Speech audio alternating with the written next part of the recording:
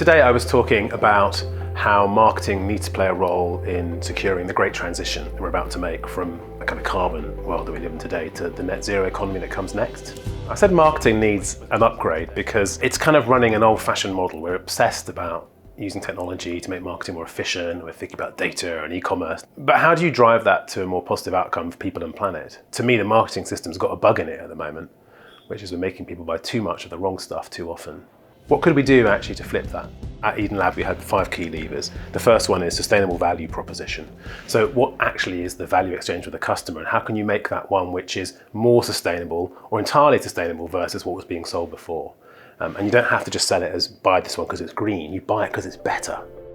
The second one is to think about sustainable customer experiences. At the moment, we don't always nudge people to making better decisions. We don't say, for example, default to Amazon delivery day rather than say the next immediate day for Amazon Prime customers. But we should, because it's more efficient, it's better for the planet. So CX is a great opportunity for us to make little changes. The third one is sustainable ecosystem. So thinking more broadly about how do we integrate various sources of data around the world to be able to encourage people to make better choices. If you're trying to get to Southern Europe by train rather than flying, for example. Right now it's multiple systems, multiple train information timetables, it's a nightmare. Imagine if you could integrate that and make it easy for people and build one singular ecosystem.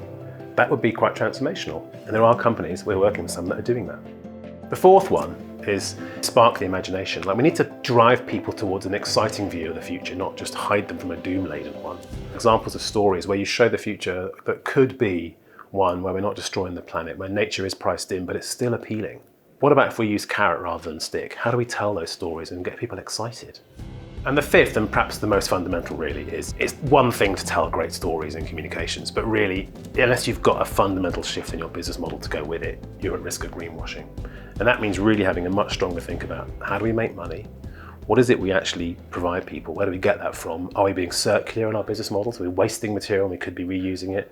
Have we built a second-hand revenue stream as opposed to constantly selling new? IKEA's doing a good job in this area. Over the last couple of years, they've managed to keep growing their revenue line, but at the same time decrease their carbon emissions, their greenhouse gas emissions. That's the shape we want companies to deliver, this decoupling between their revenue and their emissions or their sustainability impact. What could that look like for your company? If I was a marketer, I think there are probably 3 things I would do immediately. The first one is get more curious and go and learn more. There's a huge body of information about what sustainability is, how to do it right, how to do it wrong, what the green transition will look like, about carbon, all that stuff. It's all there. Why aren't we learning about it? The second one is you don't have to bet the bank straight off the bat. What small experiments can you make? In other words, you're doing a small, reasonable scale test that demonstrates to yourself and to your team and maybe people you work with that it's possible to generate revenue from new net zero products and services. And then you've got a kind of positive data behind you to kind of put forward. The final one, I think, is be more creative. Like, where is our imagination and vision about how the world could be different?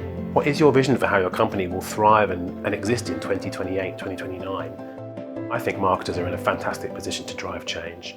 They know how to shape aspiration and behaviour. So what if we were to use those skills to more positive outcomes? What if we took more care and more consideration of the impact that was creating on the world? It would be amazing. It's an incredible power. Let's use it wisely.